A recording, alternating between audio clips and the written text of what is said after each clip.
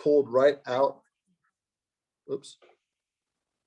Thanks, Chantrice. And we should say that if anyone has concerns about the recording, please put that in the chat. It's really just for those who couldn't make it, so that they know they can watch it later. Chantrice, I think the PowerPoint has disappeared from the screen. Let me try it again.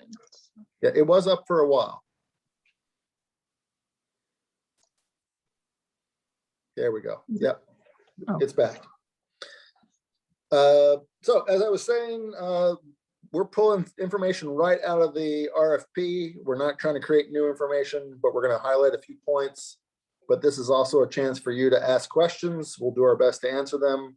We do post the questions that you submit either here or later, and the answers so that everyone can see them. So again, title page, this is what it's about. It's oops, we lost it again, Chantrice.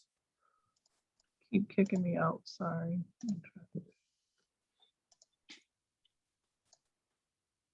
Okay, I better talk fast. All right, let's go ahead and go to the next page. So first of all, this is building upon an initiative that we had a number of years ago called One Baltimore for Jobs. This is describing that initiative, which was $5 million, two-year grant from DOL, and you can read the numbers. The important thing I think here is really the link at the bottom about the evaluation of that initiative. Train Up is really built on One Baltimore for Jobs. It's very similarly designed, improved upon a little bit based on that evaluation, but it really would a good idea to read it so you can understand sort of the big picture of what we're trying to do, which is really building not just individual grants. This is talking about community connections, but how these all fit together to provide a full array of services for our residents so that they can advance. Next slide, please.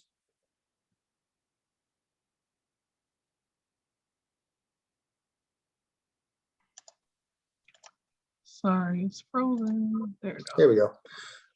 So this is American Rescue Plan Act dollars and funding. I guess that really sort of comes later. And again, I reference One Baltimore for Jobs and how these different initiatives.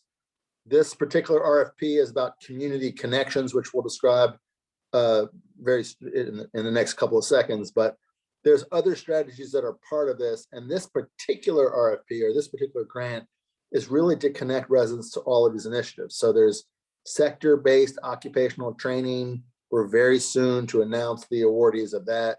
They'll be training in things like healthcare, construction, manufacturing, IT, and hospitality. Resident will be training nearly 1,000 people for that. There's an adult literacy RFP that is now closed and being reviewed by our independent panel. There'll be legal services for every participant who needs it or wants it, behavioral health services, and transportation. And again, these are not meant to be individual strategies, but rather strategies that work together so that residents who need multiple strategies can get it. They can get, for those that need it, adult literacy services, as well as occupational training or occupational training and legal services. And again, it's meant to provide the full array so that residents can be successful in whatever the strategy is, advance to prosperity. Next slide, please. So the goals for the community connectors or community connections RFP, as you can see, it's really to fund effective programs and partnerships that demonstrate close collaboration with residents and neighborhood stakeholders. Community connections are the two key words, right? We really want you to have strong ties to a community in our city, or either specific or more general, and to be able to connect residents to some of the services that I just talked about and others. And so again, it's recruiting residents. I'm not going to read these word for word, but recruiting residents, conducting an assessment to get a sense of what skills they have, what they want for their future, and any challenges that need to be addressed. Facilitating these linkages to supports. That is absolutely essential. You're connecting them to all these supports, some of which you may be providing yourself, some may be available through other means. And again, re-highlighting the slide I just went through, which is legal services, adult education, behavioral health, transportation, etc. You're going to deliver quality work readiness training or soft skills to help residents be prepared for whether it's a job or to training. You're going to broker this access to training. So again, we're going to bring you together with these training partners and help to do warm handoffs as much as possible. And then you're going to help. One of the things, this is a learning from our One Baltimore for Jobs experiences, making sure that residents have the documents that they need to either enroll in training or employment. You know, when you become employed, you have to fill out the W-2, you have to fill out the I-9. We require certain documents to be employed. And this is something that trips a lot of residents up. So to the extent that you can help them gather those documents so that they can enroll quickly and go through the programs and get a job, we very much want you to do that. Next slide, please. Okay, the purpose again is to build on neighborhood-based on-ramps or community connections to all of the services that I named. Again, it's the Train Up, which is the broad initiative. It's the network of occupational providers. We're really looking for neighborhood-based organizations that can provide the outreach to residents. We don't want to create job training and adult literacy and all these services and residents don't know about it. So we're really relying on you or eventually our grantees to help reach residents, let them know about these opportunities and help guide them to the opportunity that is a best fit with their needs. And again, we're looking for innovative models that go beyond traditional practice, show creativity and propose outreach of recruitment, et cetera, so that it's not just about posting something on social media or talking to people who happen to be within your four walls, but you're really reaching residents who are often disconnected from these opportunities. Next slide, please.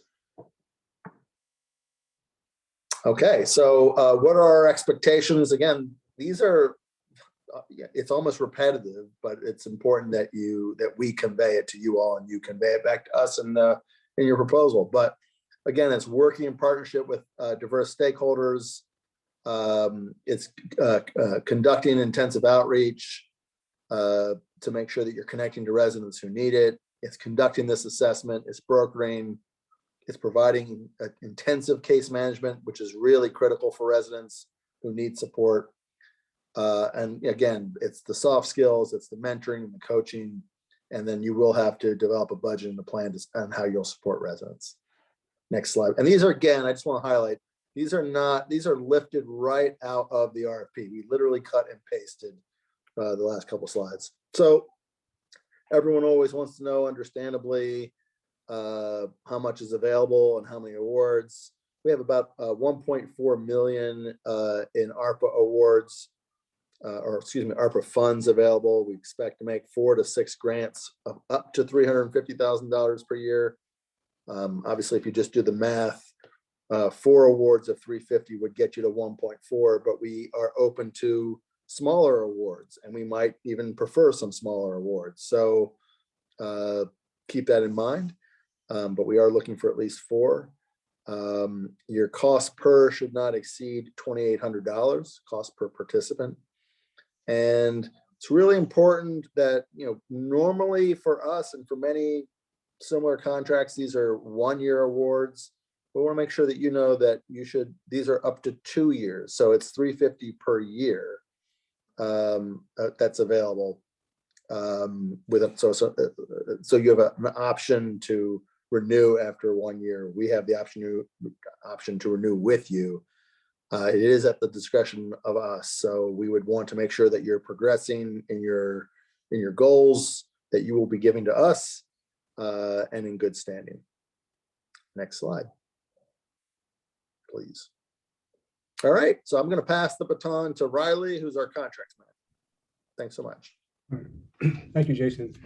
My name is Riley Grant. I'm the direct contracts manager here at Mayor's Office of Employment Development. I just want to touch base on or reiterate what Jason was talking about in terms of the budget. If you're going to propose for 2 years, each program year should have its own unique budget. It could be the same amount as you put in year one, but I need to see them separately. And as Jason also alluded, we're just lifting some of these things out of the RFP, but one of the key components is that your organization must be in good standing in the state of Maryland. We will provide the link in order for you to confirm before you send in your documents that you are in good standing. And you must not only be in good standing as we review your documents, but you must remain in good standing throughout the 2-year period. Next slide, please.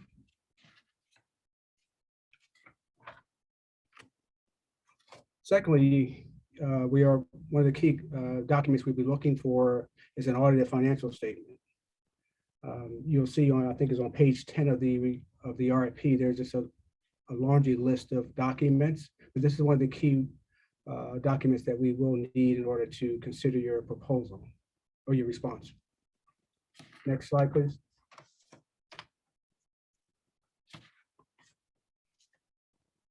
Even in this year, this COVID year, we will be seeking to come on site to inspect your books and records.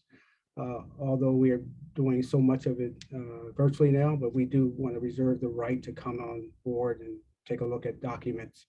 And when you do submit documents for reimbursement, because this is a cost reimbursement arrangement, you have to incur the expense and then present us the supporting documentation. Next slide, please. The city has a process in which all contracts have to be approved, or agreements have to be approved by the city's Board of Estimates. And that process includes an approval by the city's chief solicitor to confirm that the document or that the agreement is legally sufficient. It has to be approved by the city's audit department. I go through it, I review it with you. And I'm almost like your internal technical assistant. Just in case there's some issues there, I'm helping you clarify what the, helping you respond to what the audit department may be looking for as far as details. And this process typically takes about 30 to 60 days. So the sooner you can get your items in, and once we award an agreement, I'll be working with you extremely on a day-to-day basis, trying to get all the documents together so that the quicker we get items approved by the Board of Estimates, the sooner you can commence work. And that's it. Unless someone, I don't know the process from which we'd be asking or responding to questions. Well, let's go through the rest of the presentation. We're not far away, and then we'll, just in case we answer the question, and then we'll have plenty of time, I promise, for questions. Okay. So Riley, you went through 3 and 4 as well? Yes. Okay. So I'm back again. Before I dive into the selection criteria, and I know I already said it, but I want to say it again, that community connectors were part of One Baltimore for Jobs. So you can go into that evaluation, you can read what they did, you can read what the evaluator said worked, and things that may have worked better. I strongly encourage you to do it. One of the things that they said was that, we should start these grants more closely together. So in One Baltimore for Jobs, we, for different reasons, space them out a bit. So the fact that this is being released even before the TRAMP awards are made is an attempt to do that. For the selection criteria, again, we just want to be clear with you all that it's lifted right out of the RFP. And I can't emphasize enough how, we want you all to submit really strong proposals, and we want you to make it really hard on us to make awards because we're overwhelmed by the great quality. And I want to just say that we, MOED, will not be the ones scoring your proposals. We always bring in independent panelists to read and score those proposals. But what they'll score it on is right out of this criteria. So what often happens, and it's really a little bit painful, is that we will have entity or entities that submit proposals and talk about the services that they can offer, talk about their past performance, but they don't follow the evaluation criteria, and they miss certain things that in which points are being awarded. And the there's no secret sauce here, that the evaluators are going to sit down with this criteria that we're about to go through, and you'll see specific points awarded for each section. And either you've written something about it or you haven't. They don't make a guess as to what you meant. They have to, if it asks for your past experience, you need to describe your past experience, and they're going to award you points based on that. So what I really, and I, look, I've been in your shoes, or we are in your shoes. We submit proposals as well, not for this, of course. And what I would really encourage you to do is just really pay attention to this criteria, make it as obvious to the reviewer as possible that you are responding to the section, and that before you hit the submit button, that you've gone through and looked at this criteria and said, yep, we're answering this, we're answering this, we're answering this. Because if you miss a section, let's say that awards 10 points, so you get a 0, it's really hard to make that up, and it is a competitive process. So I'm not going to read all of this because it's in the RFP. If I'm going to go through some of the specifics where there's points awarded. Chantrice, if you wouldn't mind scrolling forward. So this is the key page. This is the summary page. The pages that follow here break it down.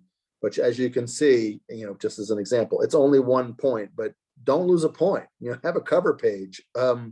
Make sure you have an abstract. Again, the evaluators will be looking right at this and the pages that follow. And if you don't have it, you'll be missing points. So it totals 130, just to make things a little extra challenging for our review panel. And again, you will get a score, and we'll move forward that way. If you want to go ahead and scroll forward. So again, this gets very detailed, and that's by intention. So strongly encourage you to just go through this. I'm not going to read all of these bullets. They're pretty self-explanatory. Go ahead and scroll forward again. Those are all really basic things. Moving to section 2 in terms of the abstract, again, we're looking for you to give us very specific information in that abstract. So to the point I just made, if you leave off some of these bullets, the reviewer very well could score you down, even though you might write a very nice abstract. So don't hit all the points in on these bullets. Next slide, please. Now getting a little bit more detailed, the target population, target neighborhoods. How are you going to engage the neighborhoods? How do you commit to race equity and inclusion? Explaining how you're going to recruit residents, what partnerships you have, how you'd participate in events that we might set up. There's a lot of points in this section, so grab them all. And again, I would, if I were you, and I have been you, I would have a section that says neighborhood engagement, section that says commitment to REI, so that it's really clear to the panelists that you have been responsive. And whether you get the maximum, just putting something there doesn't obviously always get you the maximum, but it should make sure that you don't get a 0, and you might get the maximum depending on how strong your answer is. Next slide, please.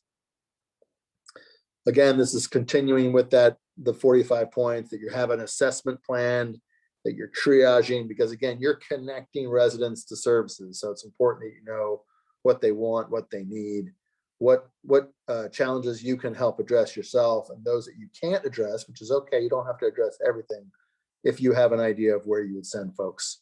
Keep it going. Next slide, please.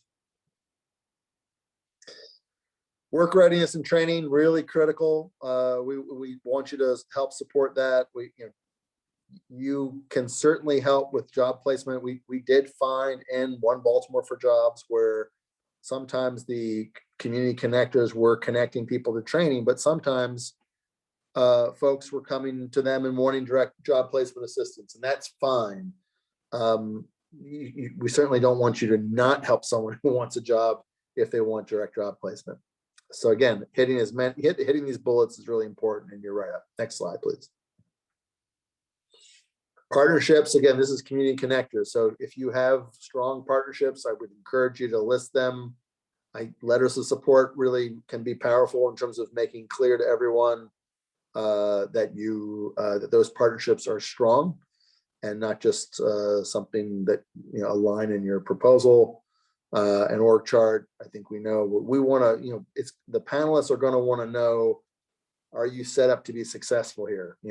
Do you have staff who are going to be working on this, or staff that you're going to be hiring?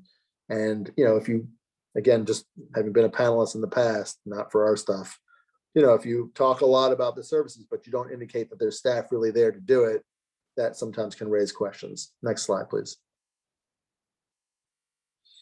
And that's just continuing with the staffing plan, making sure that you are set up to be successful. Next slide, just rolling through these quickly.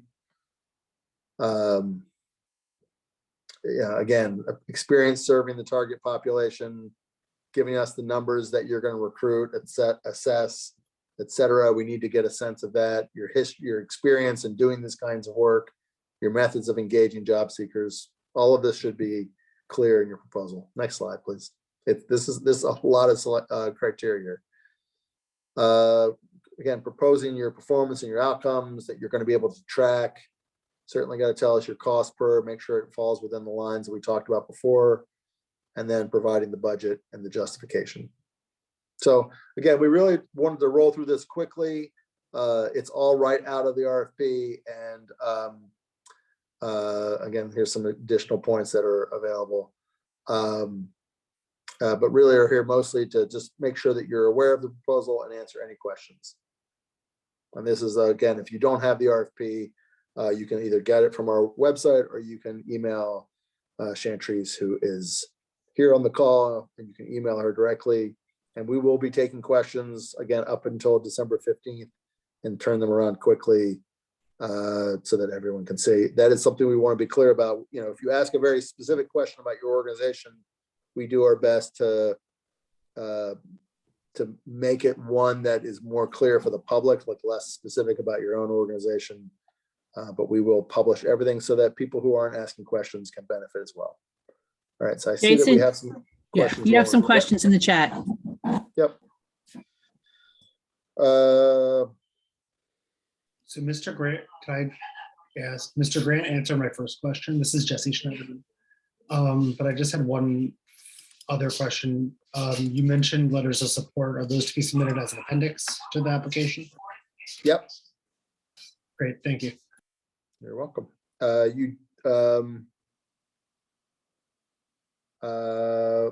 I will double check to make sure. I don't believe you have to be a nonprofit to apply, but you do need to be a legal entity. We will clarify that in our formal answer that we post.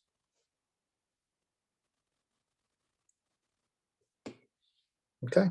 If you haven't put your name in the chat, please do so. Again, feel free to ask us questions. Don't be shy. That's why we're here. Hopefully the RFP is clear enough. And again, I think what we try to drill down in the RFP, and you see it repeated many, many times, the community connections. It's not just called that because it's, catchy. It's because that's what we're really looking for. We're looking for organizations that have strong attachments to residents in the community and who can connect them to the services that they need.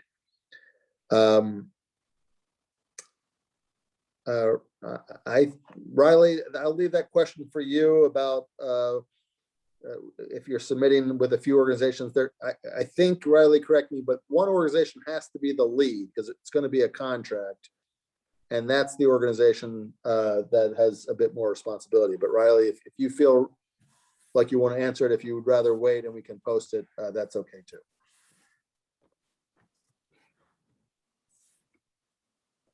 Did we lose You're Riley? on mute, Riley. You're on mute. Yeah, we will post the answer to that question. Yep. So we tend to be cautious in giving our verbal answers because we don't want to say the wrong thing and then have to try and find all of you and tell you the right thing. So we will, and we won't wait till the 15th to start posting answers, by the way. We will post them as they come and as quickly as we can answer them. That's when we will answer early next week.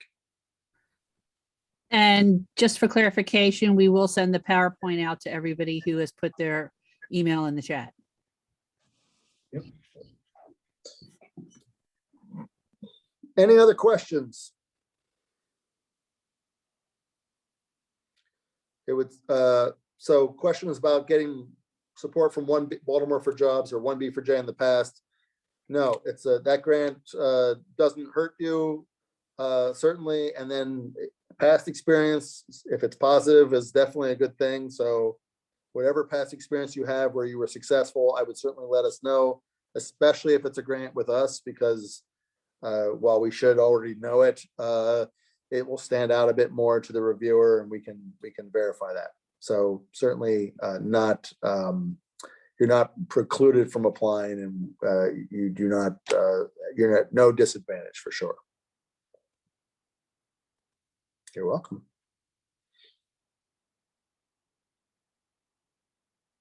Well, we'll hang on a bit longer. I know it's Friday afternoon. We've done a few of these.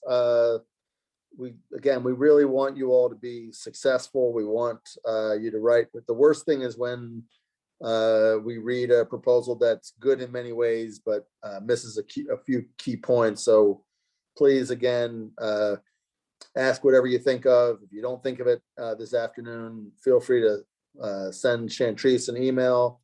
It can take us, we want to make sure that we have to give accurate responses. So it doesn't mean that we'll be able to respond to you in the way we might for a more general email that's not about grant funding. We sometimes want to vet them internally and make sure that we're all clear that this is the appropriate answer, but we will answer them promptly. I think we've done a good job for the other two RFPs that are out, but certainly open to taking more questions. Patty or Riley or Julie, anything else that I or others missed?